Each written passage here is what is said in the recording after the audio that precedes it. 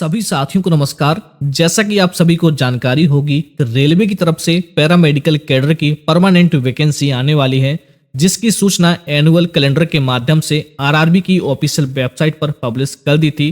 तो आप सभी लोगों ने इस एग्जाम कैलेंडर को जरूर देखा होगा, जहां पर जुलाई एंड सितंबर के बीच में पैरामेडिकल कैडर की वैकेंसी आने वाली है। तो दोस्तों, जुलाई मंथ स्टार्ट हो चुका है, 2 महीने में वैकेंसी आने वाली है पैरामेडिकल कैडर की। और इसके बाद आप सभी लोगों ने एक लेटर और देखा होगा, जहां पर पोस्ट का विवरण किया गया कि इस बार कितनी क्या पोस्ट रहने वाली है।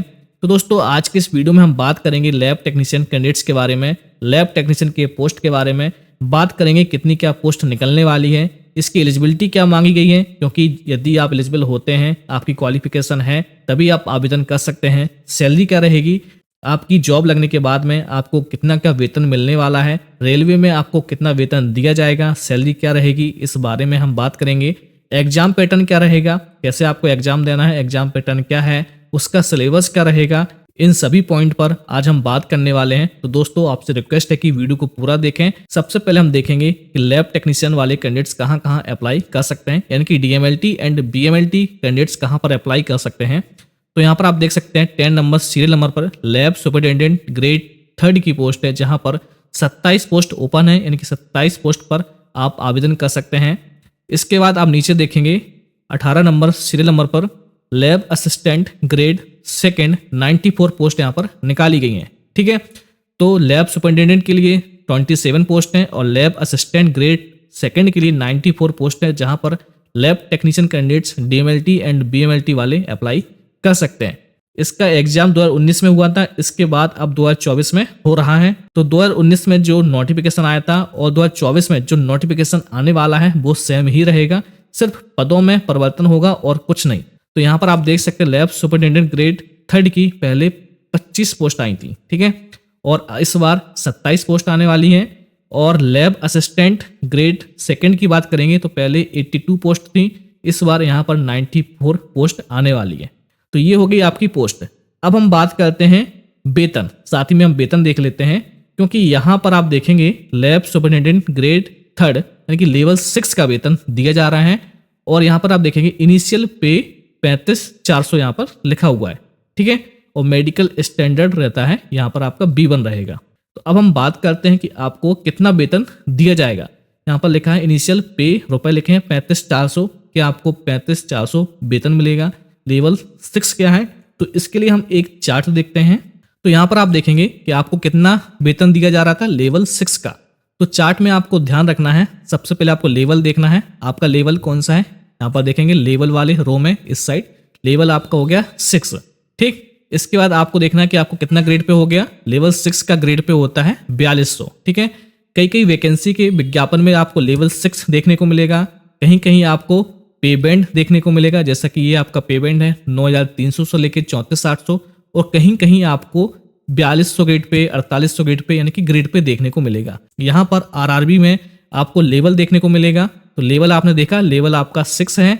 और यहाँ पर आप देखेंगे फर्स्ट साल यानी कि प्रथम वर्ष आपको कितनी सैलरी मिलेगी, लेवल 6 में आप देखेंगे 35,400, आप देख सकते हैं लेवल 400 आपको फर्स्ट सैलरी मिलेगी। इसके बाद आप देखेंगे जैसा कि यदि किसी का लेवल 7 है यानी कि 4600 ग्रेड पे का है, तो उसको 44,900 से सैलरी स्टार्ट रहेगी, ठीक है। तो यहाँ पर आपने देखा लेवल फर्स्ट 35,400, तो क्या आपको सिर्फ 35,400 सैलरी मिलेगी? नहीं, 35,400 आपका फर्स्ट बेसिक पे है, ठीक है। आपकी जितनी भी सैलरी जो कैलकुलेट होती है, जैसे आपको डीए मिलेगा, एचआरए मिलेगा, ये सभी कैलकुलेशन 35,400 पर किया जाएगा, यानी कि बेसिक पे पर किया जाएगा। जैसा कि अभी हम समझेंगे कि सेंट्रल गवर्नमेंट में अभी जो डीए चल रहा है वो 50% दिया जा रहा है, और राज्य में अभी 46% डीए यानी कि डियरनेस अलाउंस यानी कि महंगाई भत्ता दिया जा रहा है। सेंट्रल में अभी जो महंगाई भत्ता है वो 50% है, तो 35,400 का 50% करेंगे तो यहाँ पर हम देखते हैं कितना हो रहा है। ये कैलेंडर है, तो 35,400 का आपको करना है 50%।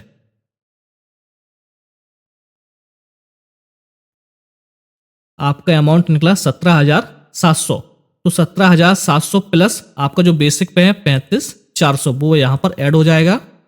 तो आपकी सैलरी होती है 53,100। अभी हमने यहाँ पर सिर्फ डीए यानी कि महंगाई भत्ता ऐड किया है। इसके बाद आपको अगर और कोई भी अलाउंस मिलेंगे, भत्ता मिलता है, तो वो भी यहाँ पर ऐड होता है। जैसे कि HRA हाउस रेंट अलाउंस मिलता ही मिलता है, तो वो भी यहाँ पर ऐड किया जाएगा।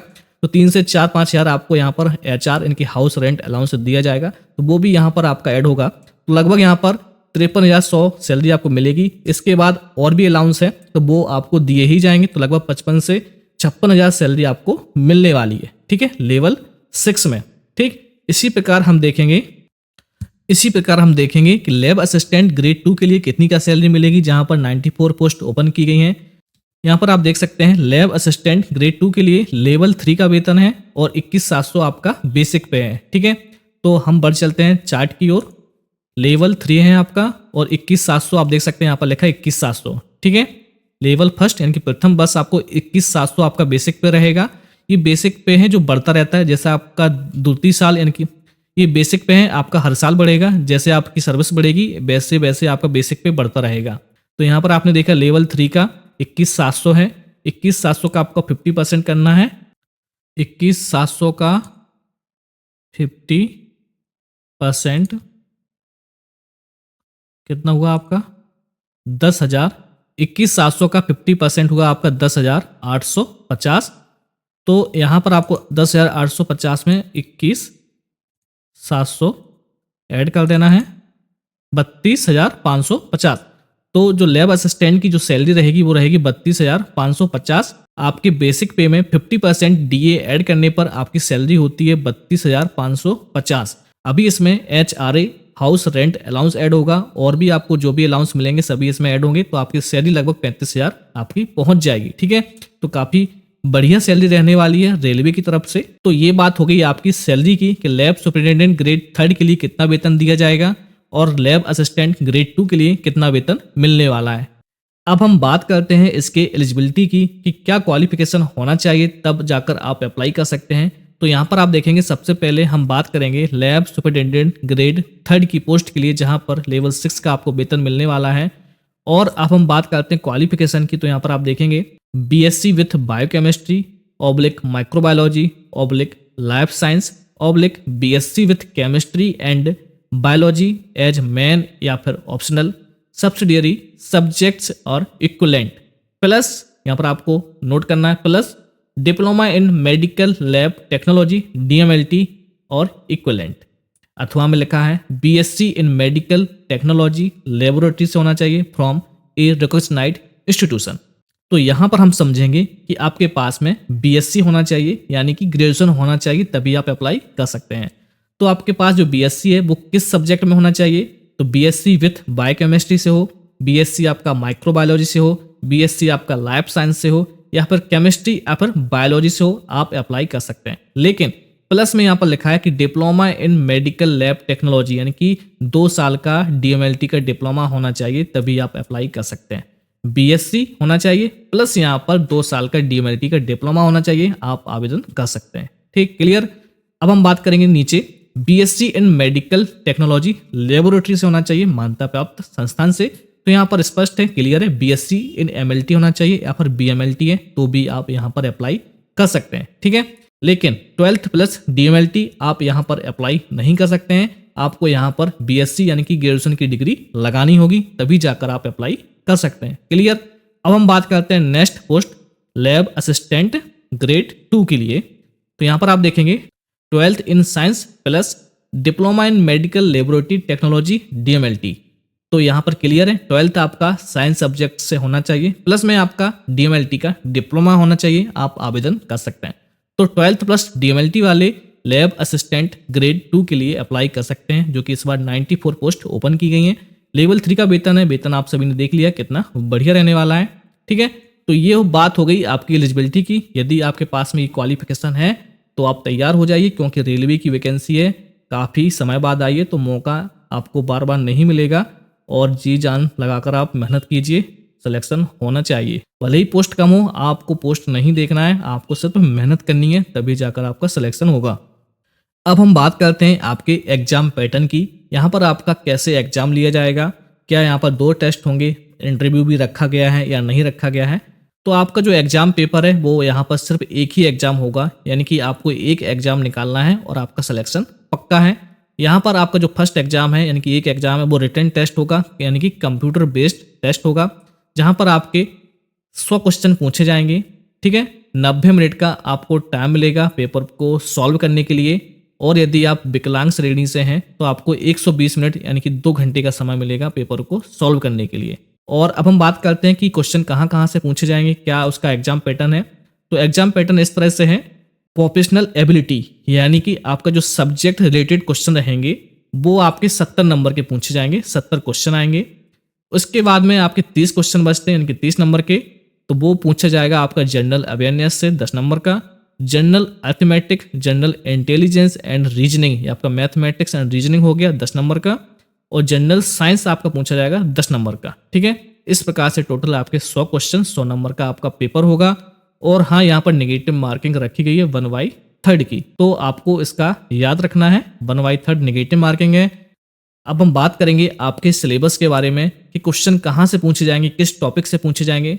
सबसे पहले हम देखते हैं यहाँ पर लैब सुपरिटेंडेंट ग्रेड 3 के लिए, तो यहाँ पर आपके टॉपिक नाम लिखे हुए हैं जैसे कि sociology, psychology, physiology, basic chemistry and biochemistry, general methodology, physics, histopathology and cytology technique, clinical pathology, basic haematology, parasitology, entomology, clinical biochemistry, coagulation, transfusion medicine, immuno haematology, virology, mycology and advance serology. तो यहाँ पर आपका DMLT से है, plus यहाँ पर आपकी जो BSc है यानी कि ग्रेजुएशन है वहाँ से भी आपके कुछ टॉपिक पूछे जाएंगे। ठीक है, जैसे कि सोशियोलॉजी हो गया, साइकोलॉजी हो गया, आपका फिजियोलॉजी हो गया, बेसिक केमिस्ट्री एंड बायोकेमिस्ट्री हो गया, जनरल मेथोडोलॉजी हो गया, फिजिक्स हो गया, ये आपका हो गया ग्रेजुएशन से। ठीक है, और उसके बाद में प्लस में आपका DMLT मांग गया है क्वालिफिकेशन में, तो DMLT से आपका पैथोलॉजी का ये टॉपिक आपके रहने वाले हैं, तो आपको ये पूरा कंप्लीट करना है। ठीक, अब हम बात करेंगे आपके लैब असिस्टेंट ग्रेड 2 के लिए कौन कौन से टॉपिक से क्वेश्चन पूछे जाएंगे। तो यहाँ पर आप देखेंगे लैब असिस्टेंट ग्रेड 2, यहाँ पर एनाटॉमी से, फिजियोलॉजी से, बायोकेमिस्ट्री से, fundamental of medical laboratory technology, microbiology से, clinical biochemistry, pathology, histopathology, haematology and blood bank, इन सभी को आपको प्रॉपरली कवर करना है। और यहाँ पर आपको डीप थ्योरी पढ़ना होगा, ऊपर ऊपर बेसिक से काम नहीं चलेगा, आपको डीप पढ़ना है तभी जाके आपका एग्जाम निकलेगा। ये आपके टॉपिक है, सेक्शन है, यहाँ से आपके क्वेश्चन पूछे जाएंगे, इनको आपको कवर करना होगा। तो ये हो गया आपका 70 नंबर पार्ट का। अब हम बात करेंगे 30 नंबर पार्ट का, क्योंकि 100 नंबर का पेपर है, ये हो गया 70 नंबर का। 30 नंबर के क्वेश्चन कहाँ से आने वाले हैं, general arithmetic, general intelligence and reasoning, general awareness and general science से। ठीक है, तो अब आपको याद रखना है कि आपको पढ़ना कहाँ से है, कौन से टॉपिक पढ़ना है। तो यहाँ पर आपके टॉपिक नाम दिए गए हैं, हालांकि टॉपिक नाम थोड़ा डिफिकल्ट होगा आपको पढ़ना, सभी कंप्लीट करना तैयारी, लेकिन आपको पढ़ना होगा अगर सिलेक्शन चाहिए है तो।